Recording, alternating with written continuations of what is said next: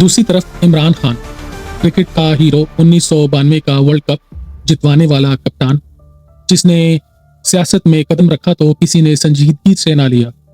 22 साल की जद्दोजहद, धरने, जल्द से इल्ज़ामात और आखिरकार 2018 में वज़ीर आज़म बन गए।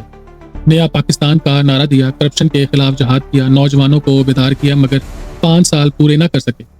तहरीके अदम एतमाद आई और इक़्तिदार छिन गया।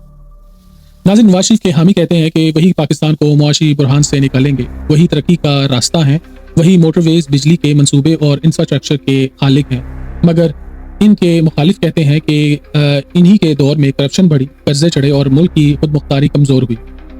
इमरान खान के हामी कहते हैं कि वही असल अवामी लीडर हैं, वही करप्शन के खिलाफ खड़े हुए, वही नौजवानों को ताकतवर बना रहे हैं और वही नौजवानों की उम्मीद है। मगर उनके मुखालिफ कहते हैं कि इमरान खान के दौर में महंगाई ने अवाम का जीना मुश्किल कर दिया, खारजा पॉलिसी कमज़ोर हुई और मईशत नीचे आ गई।